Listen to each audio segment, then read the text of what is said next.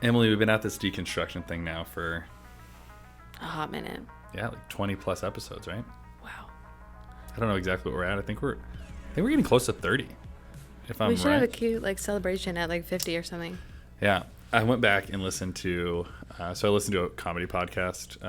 It's The not really, Deconstruction Zone? it's called The Deconstruction Zone. It's called Time Suck with Dan Cummins. I really like it. It's really interesting. He does different topics, and he's on episode 500 or something like that. Yeah. And I was driving back from Columbia, and I was like, I finished the most recent episode, 3-hour episodes. And so I went back and I listened to episode 1. And it was just so interesting to hear how things shifted, right? So the quality was worse, and his initial idea was I'm going to do 30 minutes. He was dead set, no guess. It's 30 minutes, and now they're these 2-hour to 3-hour episodes. And it was just in the first, it was interesting. It's what launched it all. And the information, I was like, this isn't that interesting, because he's gotten so good at it. He has researchers now. He's it's such a deep dive into topics. And he's a comedian, so they're all funny too. But this was very much you could tell is Wikipedia was his number one source in the first one. But as I was thinking about it, I would just got to, nostalgic's the wrong because that's looking back. But I was I wonder what this will be at episode 500. It was just really interesting to me to think about. You think we'll still be friends? I hope so. I'm kidding. But think about even from I went back because of that when I got home I watched the first episode and I was the aesthetic of it's different, our comfortability, our conversation. It's just interesting to me how it evolves. And I'm thinking about people as part of this journey, even though they're not guests with us on this and talking. I think that's kind of what deconstruction's too. It's this evolving, growing journey of how we engage it and the comfortability we have and the language we get, and all of that as we put more and more stuff around it. We're growing, but it's so hard to see growth in real time because you're living every second of it. And so to go back every once in a while and be what was day one if you have that documentation, we do on a podcast form. He did on his podcast. And I don't know how we do that, but I was thinking, it hit me as I was driving back from Columbia. I was how do we check in and realize the progress we've made, even though sometimes progress doesn't feel like progress? I mean, I think that's beautiful. I think in a similar sense, sometimes I can feel I'm not getting anywhere in my deconstruction because it's day to day, right? You don't see the progression. And I went back in my Google Drive, classic, and read my old prayer journal. Yeah, digitized. Wild. Yeah, I'm a big Google Docs gal. Sponsor us. But if Google Docs sponsored us, I would sob. Anyway. I would too. I'm actually a huge Google Docs, Google Drive, Google Docs, the whole Google workspace is incredible. wonderful. Incredible. Yeah. Anyway. And and I was reading it and I realized wow, even though sometimes I get frustrated that I don't have the certainty that version of Emily had, I don't necessarily have the confidence. My view of God is so much more beautiful, and I am so much less haunted by how horrible I was. That is a journey, and that is worth celebrating, even though I'm not at the end of this journey, if there is an end to this journey. Yeah. Well, that's good. And so today we're going to talk a little bit about grief, right? Yes. As it relates to deconstruction. We actually, a little bit last episode, touched on it in terms of pastors, maybe on the evangelical side, watching people deconstruct. They have their level of grief, and I think there is a reality that we're all grieving something. And grief isn't always a bad thing, but you kind of have an idea of where you want to talk through this. And lead us in. What are you thinking? So I was talking to someone about this whole journey and feeling very overwhelmed. It was so interesting because I kept asking the question, well, what do I think? I kept saying well, what do I think about this? And what do I think about this? And all of a sudden he goes, I think you're actually asking the question, who am I? And I was shit. It was so I was whoa, mind-blowing moment. And he was Emily, I think what you're actually going through is deep, complex grief over not only who you were, but actually he just said over who you were. And I was yeah, I think that's definitely true. He was you're no longer the church golden child. You're no longer a Presbyterian. A lot of these things that were huge parts of your identity. Yeah. But I was processing this week what it is to grieve the belief that you had. Kind of like how at the beginning of this conversation I was saying, yeah, like it's cool how far I've come, blah, blah, blah, like I'm so much different. But there is a grief there. And I think the process of deconstruction follows in a lot of ways the 5 stages of grief, if maybe not linearly. I think it's very circular and you go back to different feelings. That too. I mean, don't I know it? Is not linear. Like, yeah. Any type of it, right? But like, I actually kind of want to walk through my deconstruction through that lens and talk about it. Ooh. Are you okay with that? Yeah, what if you said no? Then we would have no episode.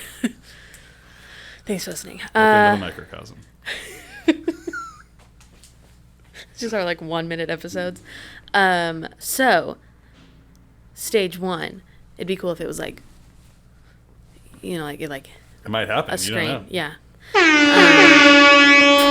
You know, 1, denial. So I think I was thinking about this a lot because I would say my deconstruction really started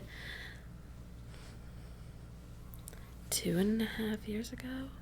Sure. 2021. Yeah, early 2021. That's not that long ago. Wow. Anyway. Yeah, that is what I would say. Anyway. And I was so in denial at the beginning because I was listening to so many sources about deconstruction and things like where I was wrestling with my faith. And I kept telling people, I'm just listening to these so that I can understand what these people are saying. Yeah. So that I can be a better witness to them. Yeah. And Which I think is not at all true. No, I think I a little bit believed that. I think there was a little part of me that was like, well, I think there was a part of me that was like, dang, they kind of have a point. But a lot of part of me was like, this is just fascinating research. Yeah. Like, I think that in a lot of ways is denial that this process was starting. Yeah, well, I also remember, like, you said, maybe it was our conversation with Tim, how about you got Love Wins, and you're like, told someone, like, this is a great book, and then you realized that it wasn't, like, your team's, and you're like, oh, no, and, like, ripped it apart, right? I cut it apart and threw it away. So part of that journey is understanding there's so many beliefs that were like, that sounds so compelling. And then people in your tribe are like, that's not actually the truth. Then you have to reconcile, well, I felt really good about that. Yeah. So I think that's interesting. And I think there is a lot of denial that starts it because no one, especially from your seed, you were the golden child, right? No one wants to sacrifice that. And so, because you're surrendering a seed of prominence and privilege and like knownness and comfort, and there's got to be a little bit of denial, like this isn't really what I'm going through. But I wonder how many people that's how their journey starts. Like this isn't really what it is. This is more exploration, or this is more like I'm doing some apologetics work or whatever, right? Like there's some sort of rationalizing or denying at the start of it. And I think it starts with I think it often starts with this like just research, or I'm just trying to see what the world says. But then I think it also becomes a denial of how far it's going. So there's a line in Jane Austen's novel Pride and Prejudice. Bet you didn't think that was going to come up in this episode. Would have never guessed. And have you heard of that book? Saw the movie. Nice. Me too. 6-hour version or 2-hour? Haven't seen the real movie. I lied straight to your face. And I called you out on it. There's a 6-hour version of that movie. It's so much better than the 2-hour version. Don't get me started on that. So worth it. Okay. Back to it. But anyway, in the book, at the end, she goes, spoiler alert, she's like, when did you know you fell in love with me? And he goes, I know neither the time nor the hour. I was in the middle before I knew that I had begun. And it's this like adorable moment, and then they kiss. But like that line has always stuck with me, but it feels so true to my deconstruction. Like I was in the middle. I was too far in when I actually was able to admit that that's what I was doing. Yeah. Ooh. Yeah. You had invested without meaning to, right? Yes. And then I was like, I can't go back. Like I was talking to my grandma, and she was like, Emily, all I know about your journey is I don't think you'll ever be able to go back to where you were. And I was like, yeah, I think you're right. But I never made that decision. Like I never said, and now is the point in my journey where I'm deciding that I'm going to like fully dive in and shift. Yeah. I was just like, I'm too far in, and I guess this is where I'm at, and I'm all alone. That's interesting. Well, I think about it a little bit like, and I don't imagine there's any 9-year-olds that listen to our podcast or younger, but it's like a little child realizing Santa's not real, right? The idea is like, your first idea as a kid is not acceptance. It's denial, right? You're like, you've been presented with a new set of facts or beliefs, and that like the data is strongly on one side, but no kid is like, for sure, I'm into this. They're like, you're probably lying. Denial is the first thing we do when we watch the thing that we knew start to be pulled out. Wow. Do you do Santa with your kids? Yeah, I'm pretty like... These are the real hot button topics. Yeah, we don't have to get really into this. I'm like pretty not into like the Easter Bunny, Christmas, Tooth Fairy, and like Santa. I think it's all silly. So you don't? We do. Oh, okay. But I have no value for those things. Okay. I didn't grow up with Santa. Okay. Random. Okay. So maybe we'll start telling our kids about Santa. They don't end up like me. Nice. Anyway, so that was kind of, when I think of denial, I think of the honesty of like engaging it at the beginning and then being really far into it. And then there's a moment, and actually I don't even think when I moved to anger, I had, the acceptance is going to be accepting that you're even deconstructing at all. Sure. So we're gonna get there. So the second one is anger. This one is huge. I think that this is such a massive part of deconstruction that is so hard to process, because all of a sudden, like, if I found out one day that Santa wasn't real, I'd probably be pissed that my parents had lied to me. I mean, it's probably gonna be fine with your kids, but like, I don't have a strong opinion about doing Santa or not, but I just no, realized. Anger is, you go from this can't really be true, and then you're like, well, then why did you lie to me? It's a real world, like, step of what happens. It's why did you lie to me? And then, oh my gosh, all of these things that you said really affected me, and some of them messed me up. Yeah. Like, and you also wonder, what else was I lied to? Like, Santa's the most important thing to a kid. And I know we're like doubling down on the same thing. But like, you hear that and you're like, well, this was the greatest symbol of joy and goodness and hope in my life. So what else around me was not true that I was lied to about? I felt that. Yeah. Yeah, like, it is that. And that's why I know I've said this before, but I get so frustrated when people say that people deconstruct just for the sake of some sort of like license to do things. But no, it's because all of a sudden you're like, well, did you lie to me about not being allowed to do all this stuff? And then they do it. It's not in order to do stuff. I will go to my grave saying that. Yeah. There's the anger is not right. It's not even righteous anger. It's like you feel betrayed. Oh, yes. You feel so betrayed. Like, how dare you? Yeah. And you're just so mad, and you're mad at yourself for believing you're I imagine when you learn Santa isn't real, that you're just like, what an idiot for ever thinking that was true, right? Yeah. I'm like, and this is actually very mean. I'm just hoping there's someone in their mid-50s that's just been like hardcore into Santa, and we led them down a terrible path of holiday deconstruction. We can't put any of these Santa clips on TikTok. Probably. We'll probably put them all on TikTok. I mean, I don't know what 9-year-olds feed is deconstruction material, but you never know. I will say my kids are like, whenever they're like, can we see your TikToks you made? Because they know I have one. Yeah. And so maybe I won't for that. Do you show them your TikToks? I show that, like, really early on, my TikTok was like family stuff. And then I was like, screw these guys, I'm going famous. No. But like, so they want to see that. There's a lot of Gracie content and them content. So like, can we see those? That's sweet. So they like that kind of stuff. So yeah, like, it's anger at yourself, right? Of like, am I an idiot forever going through this? Mm-hmm. Like, I remember, this is fascinating. So I don't think I've told this on this podcast. This is low-key kind of vulnerable, but so I went through a season, right, where I didn't go to church for like 6 months. Sure. And I was in Columbia as a Mizzou student. And my friends and I, we would usually like go out, like go to a bar or something. And I would be a little bit intoxicated, and I would start yelling, "This is so much more fun than church." And my friend was like, "Stop saying that every time we go out."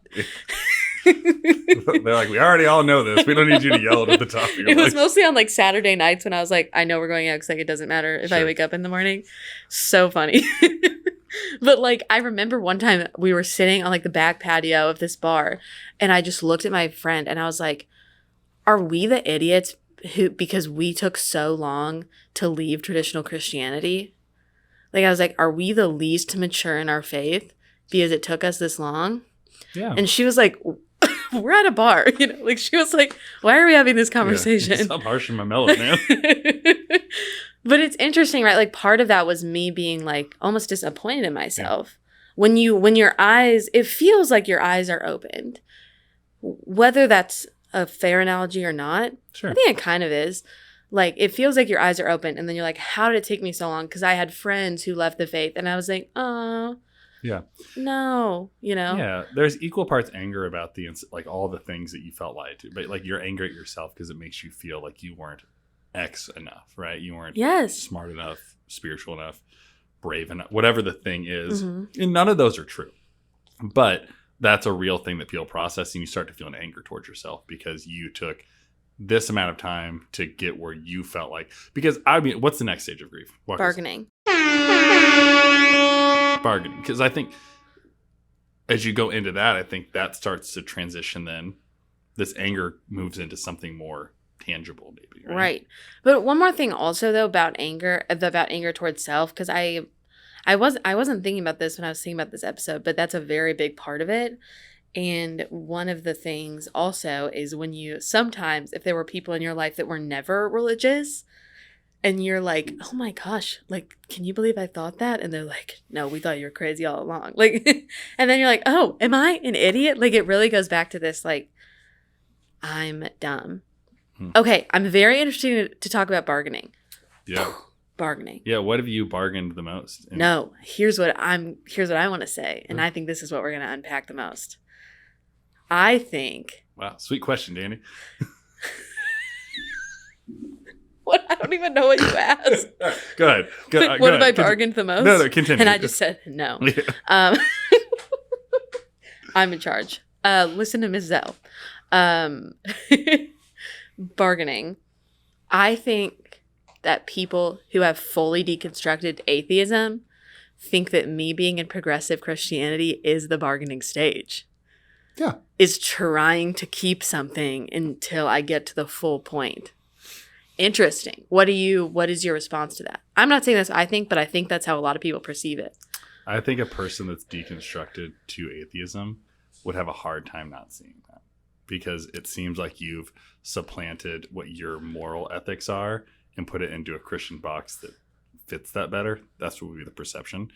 I would also say, though, on the flip side, like if you've deconstructed out of faith altogether, what you're bargaining for is a world that doesn't have to have you encounter the religious trauma that you ever had. Like you've created a system for yourself that you want. So I think both are doing similar things if you wanted to be that cynical on both sides. No, that's, and like I was at an open mic the other night, and some comedians were like, oh, Emily is like so religious. And I was like, I'm really not. I'm like kind of on a journey. And like, you should have met me 3 years ago. Then I would never have been a comedian. But and I was like, I don't know, I'm kind of on a journey. And they go, they were like, adding beer and saying it's okay to be gay doesn't mean you're on a journey. Just kind of rough, but well, there also isn't a lot of love though, like outside of the Christian community, because of what we have projected, right? So like to end up in a more progressive space that's, and I don't like using that term, but like a space that's inclusive of gay and lesbian people, right? For your non-religious friends are like, hey, great, welcome to the 21st century. Yeah. Like, we're not in the 50s anymore. Like there would be, for them, it's like, I've been here my whole life, and your ethics have prevented you from seeing what I felt. And again, like there is a level of like pride and arrogance to be like, well, I've always known the truth, right? But for them, it's like religion got out of the way of you being a decent person is how they would perceive it. Wow. And now you're a decent person. So why are you hanging on to something that made you such a bad person? Yeah, in their eyes. In their eyes. It's like the image. So my brother had a blankie that he just loved. Okay. He loved blankie. And it became like basically just this ratty handkerchief size thing. And we were like, just be done with the blanket. Right. And he was like, no, this is my blankie. It's different. It looks different. You're following this analogy? Yeah. You that's know, pretty good. like, thank you. It looks different. It's not what I thought it was. It's not, I thought it would stay the way it always did, and it didn't. But this still brings me comfort. Yeah. It's literally, it's like the rest of blankie. And people are like, you're an idiot. Get a new blanket. Or don't need a blanket. And you're like, but I'm not ready to let this go. And maybe I won't ever be. Like, I think that a lot of people, I talked to someone the other day who has deconstructed atheism. And I was like, yeah, I've landed in a more progressive Christian space and it's been really good. Like, I was like, we're chill. and he was like, yeah, I was there for a little bit as kind of like okay, you do that. You do what you need to do. Yeah. But it is interesting. Yeah. Yeah. I don't know if I have many important thoughts on this, but I do think for someone that's, if they're atheist or they're really conservative, landing in progressive Christianity is the ultimate bargaining, because each side you're compromising wholesale of either one's belief. Wow. Yeah. I mean, I think that we are what people would call lukewarm. Yeah. We picked what we wanted. I mean, that's not what we did, but like, I feel like that's what people think. Yeah. I think it's a really, for my friends that are not religious and my friends that are really, really conservative, evangelical, I'm not good enough for either one of those spaces. You know what I mean? And I mean, I say that, and like some of my great friends are non-religious atheists, and we have great times together. But when it gets into conversations like this, sometimes like it's like, well, when are you going to abandon the bigoted, hateful belief system that you have? That's a lot of the comments we get on TikTok. It's like there's a hard time for people to understand, like, hey, this is actually good because of all the negative that's happened beforehand. And I think it's hard. And in the sense of the bargaining aspect of it, it's like there's a bargaining that happens. Like, you have to get in that space, but I don't know that the end is where we're at. I don't think it's perfect. That's the other thing. It's like, I don't know that we've arrived at perfect knowledge. But I don't think we're just a stepping stone. I think that's what we're also trying to say. Yeah, that's where I was going to go. Like, I don't think this is like, eventually I'm just going to be a completely deconstructed, non-faithful person that has no desire to follow Jesus. Like, I don't see that being the end goal for me. Yeah. But it is like... And again, like when I'm deconstructing, what I've said before, I'm deconstructing what the church has told me to be true, not who I have heard Jesus to be. Yeah. And because it's making me think about like y'all's TikTok, you get heat from both sides. Yeah. Sometimes we're like, man, this really sucks. Like, the people I want to reach the most are the ones that like I get in the most heated debates with. Yeah. And it's like, I just want you to hear good news because I think the news is so good. But at that place, it seems like it's not good enough for anyone. I mean, someone told me this week, they were like, why try to stay and redeem something that hurt you so bad? Yeah. And I was like, because there's so many things in my life. Like, if I did that every time someone hurt me, if I just said, see you never. No, like, I long for people to be in my life. If you said something that really hurt me, I wouldn't just be like, well, screw Danny and never talk to you again. We'd probably have a conversation because I value our relationship. I think it's similar with the church. I think some people think it's a bargaining of like, you're trying to keep the ratty blanket, but you're like, but I love this blanket. Yeah. But again, on the devil's advocate side is like, what if you never had that relationship? Like, you were just in the church and it hurt you so bad, or you never, like, then there's that entry point is like, that's a compelling argument for you. Yeah. But not for. Yeah. Oh, I get what you're saying. Yeah. So, that's a very fair point. But so we've been talking. Sorry, go. No. Oh, I was going to move us to the next stage. Yeah. I don't know what I actually bargained. That's just what I think people perceive me bargaining. Don't go back to my question. Oh, well. No. Okay, the next stage is depression. And I think that is huge. I think that is freaking huge.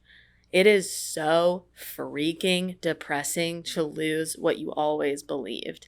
And when you think that everyone thinks, because this is the thing. Everybody thinks you're an idiot all the time. Okay? When you're a fundamentalist, some people think you're cool. Are my eyes getting really big? Like, when you're a fundamentalist, the fundamentalists are like, you're killing it. But everyone else is like, you're insane. And then you move to the progressive Christian space and you're like, and the progressive Christians are like, yeah, cool, you got it. And then everyone's like, well, you kind of got it, but you missed a big chunk. Yeah. And then, like, it just keeps, like, everyone's always like, but then, okay, let's say then you move. And then the fundamentalists are like, well, you're crazy and you've lost it. And that is why you're sad. It is the spirit telling you that you're doing something wrong. And that is so hard for me because for so long, that would have been my first comment. If I were listening to this podcast 3 years ago, I would have been like, homegirl should know she's not doing the right thing because she's so sad. I would have said that. I would have said that our hearts are made for God with a God-shaped hole in our hearts. And if it's not being filled by God, then you're going to be depressed. And you need to realize that. And that shows me that Christianity is 100% true and you're wrong. I would have said that about this podcast. I would have hated this podcast. We haven't really ever said that. I would have thought this was the dumbest podcast in the world. What? I just think it's really a funny dynamic. So hilarious. Would you have roasted us in the reviews? Yes. Yes. I'm reading a book right now that I read a few years ago and hated, and I'm loving. Like, I think it's beautiful and it makes me cry. But I screamed at it the first time I read it. Like, and this is the other way around. Like, yeah. If not 3-year-old, I mean, also that, but like 3 years ago, Emily would have heard this, she would be like, girl, you lost your mind. And that is all that's why it's so depressing, because you feel so alone. Yeah. And you've lost the thing that always comforted you, or at least exactly how you knew it. In our last episode, sorry, I'm really like on a roll. In our last episode, I said in the Hot Wings episode, I said, I feel like close to our last episode. I was like, I said, I'm grieving the death of Emily and the death of God. And that's what it is. Like, it's like, I don't have the God I knew anymore. So I'm just here with no one and nothing. That is so depressing. Yeah. It's depressing and it's hard. I do think what's interesting is it depends on the lens you're looking at this from, right? Like, if you're looking at it from the God-sized hole, then of course, right? Like, you're depressed because you have the emptiness that only God can provide satisfaction for. I would have said that. But if you're looking at it through the psychological lens of the stages of grief, then it's a natural part of the process. And your depression within it is not evil, but it's a part of moving towards like fullness and healing through the process. Wow. And I think that's like an interesting dynamic. Like, that's what I kept thinking of. It's like, depending on who you are, you're going to see what you want to see. So if you're looking at this as like, this is a journey and a process, then depression is just a part of the 5 stages of grief. Wow. And if you're looking at it in terms of like, this person has abandoned all truth and goodness and the God that loves them, then it's like the only way you can find that is by filling the hole. And I think it depends on where you're looking at it from. Also, I'm trying to be self-reflective as we're talking about this, and in every single stage of grief, what I've mentioned way more than the experience is how I feel like other people are perceiving the stages. Yeah. Yeah, and I think that's interesting for anyone going through it. It's like, what is the motivation of your bargaining or your depression or your anger? Like, what is in those things? For you, it's the perception of others towards you, especially those that you respect or that are the leaders of your like Christian movement, right? For others, though, it might be very different. Like, and so I think that's an interesting thing to process with, is as you're going through the stages of grief in deconstruction, what is the catalyst to that stage? And maybe it's the same for all 5, or maybe it's a different one per stage, but I think it's an important question to ask. Yeah, and I think that's the thing too, is you're never going to be able to get through this stage if you're not honest about it. And when you're so worried about others' perceptions, you're never going to be honest about it. I didn't want to get out of bed for a long time when I like was in the middle of my deconstruction. Like I was very depressed. Yeah. And no one knew because I couldn't have them know that I was doubting that much. Yeah. And that just feeds the depression. Yeah. So what's the final stage is acceptance. But can I ask before, where would you put yourself? Yeah, that's now? a phenomenal question. See, this is why I thought about it, okay? Because I feel like I just keep going all around. Like I just blink, ding, ding. Honestly, right now, I feel like I just moved back. It feels like chutes and ladders. Like you're killing it and then you just hit the slide, you know? Yeah. And like I feel like right now I'm kind of back in anger. Like there's just a lot of things that I feel very mad about and I'm like dwelling on that. I'm not saying that's great, but I kind of feel stuck in that at the moment. Yeah. But I think I already was there and I was at depression and then for a while I was at bargaining and even I was at acceptance of like this is the journey I'm on and that's cool and okay. Yeah. I honestly jump around all the time. And that's its own exhaustion of like where am I?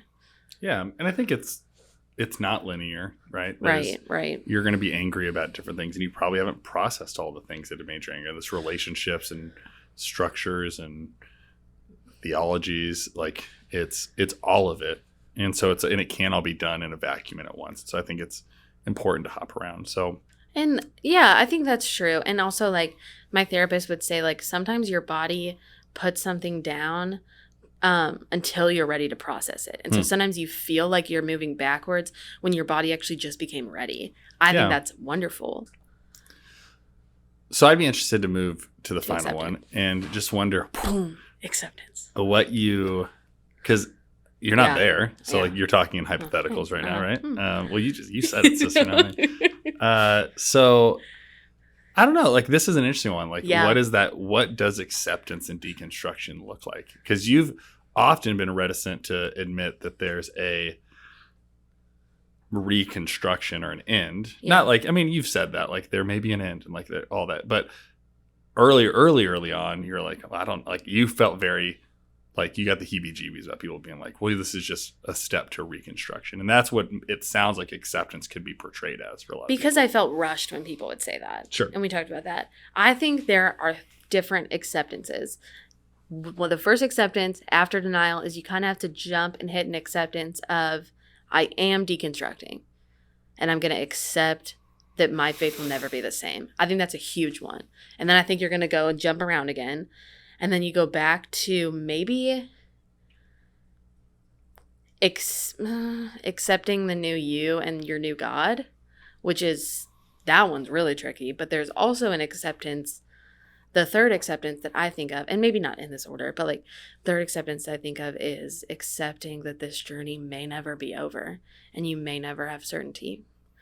You won't have certainty, and that's brutal. It's a hard one to accept. And I don't want to. Yeah. Do you find yourself, again, this thrusting you back into the 5 stages, but you find yourself, you're grieving the lack of truth and certainty? All the time. Yeah. I mean, I had a conversation with someone and he was like, you don't have to know everything that's true about the world. And I was like, shut up. Like, I was like. But I can though. But I want to. Like, well, I was like, I know that I can't and I know I don't have to, but I want to. And I'm unwilling at this moment to accept that that's not going to happen for me. Sure. Well, I think it's hard. And I think for you and for everyone listening and like for myself and all of us in this, like that's part of embracing the journey is accepting the different kind of smaller wins in some ways, right? What you're accepting as you go through it, but accepting that. Because I think that's a part of deconstruction is you're accepting the messiness.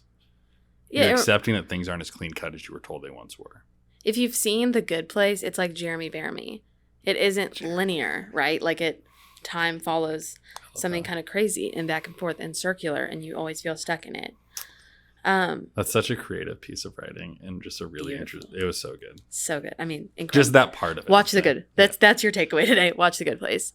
But we are going to wrap this up. I think it was cool to talk about those 5 ones. Yeah. And I think the encouragement that I want to leave with everyone is just no matter what stage you're in, you know what? That's the other acceptance. Just accept the stage that you're in and that's okay. Yeah. It's very hard to not feel at the end of the journey, Yeah. But that's part of embracing it, is that you're just going to be in it. Do you have any encouragements? Just the final one is what I think it's the last level of acceptance for you, which is accepting your Lord and Savior Jesus Christ. Shut up. Oh my God. Get out. And next episode, you're going to have a new co-host. No, I think you're right. I think there's a lot in this. And I think this is like accepting that these are my people now too. Like this is my community. Oh. Like I think that's hard because you have to leave the people that were once a part of your crew. And it's like, now it's like, do I want to accept this as my new family? And maybe, okay, really quick, I think that's bargaining, like, well, can I keep all these people and disagree with them? And sometimes the answer is no, and you have to accept that. Yeah. And sometimes the answer is yes. Sometimes the answer is yes, and that's beautiful. Yeah, because I do think, like, that's one thing I would like to caution. I know we're wrapping up, but, like, we don't want to be like we're putting ourselves in an echo chamber of all people that agree with us. Absolutely. But sometimes you have to grieve a relationship and let it go. Yeah. Well, that's a new topic. A new topic. Maybe we'll talk about that next. Yeah, I dug this. I dug it, too, and I really appreciate, like, oftentimes we've talked about the high level theology or the mental stuff and like what's the practical. And at least for me, it's like using your story as the vehicle and the stages of grief as a part of that. Like I think hopefully for those watching or listening, it's like you got to see a little bit of your story and your journey in that. Yeah, I hope so. And I hope you maybe see a framework for your own journey. And with that, thanks for listening and embrace the journey.